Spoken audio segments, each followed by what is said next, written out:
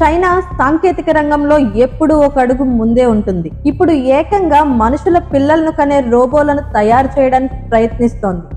దీనికోసం చైనాకు చెందిన కైవా టెక్నాలజీ అనే సంస్థ ప్రెగ్నెన్సీ రోబోను రూపొందిస్తోంది. సాధారణంగా సంతానం లేని దంపతులు సరోగసిని ఆశ్రయిస్తూ ఉంటారు. ఈ పద్ధతిలో దంపతుల నుంచి సేకరించిన శుక్ర కణాలు, అండాలను మరో మహిళ గర్భంలో ప్రవేశపెట్టి బిడ్డను కనేలా చేస్తారు. అయితే ఇది చాలా ఖర్చుతో కూడుకున్న పని. పైగా మన దేశంలో వాణిజ్య సరోగసిని నిషేధించారు. ఈ నేపథ్యంలో చైనా సరికొత్త ప్రయోగానికి తెరలేపింది. ఏకంగా పిల్లలను కనే రోబోలను అభివృద్ధి చేస్తోంది. ఇంతకీ ప్రెగ్నెన్సీ రోబో ఎలా పనిచేస్తుందంటే, ఈ రోబోలో కృత్రిమ గర్భాశయాన్ని ఏర్పాటు చేస్తారు. అందులో దంపతుల అండం అభివృద్ధి చెందుతుంది. గర్భంలో శిశువు పెరుగుతున్నప్పుడు దానికి కావలసిన పోషకాలను పైపుల ద్వారా అందిస్తారు.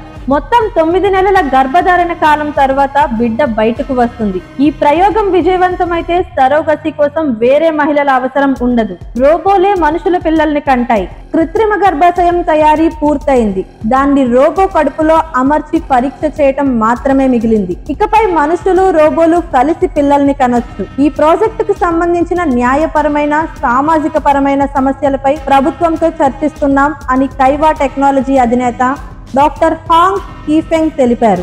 ఈ ప్రెగ్నెన్సీ రోబోల ప్రోటోటైప్ వచ్చే ఏడాది మార్కెట్లోకి వచ్చే అవకాశం ఉంది. వీటి ధర దాదాపు 1 లక్ష యువాన్లు, మన కరెన్సీలో సుమారు 11 లక్షలు ఉండవచ్చని అంచనా. ఈ ప్రాజెక్ట్ సక్సెస్ అయితే భవిష్యత్తులో సంతానం లేని దంపతులకు ఇది ఒక గొప్ప ఆశాకిరణం కావచ్చు.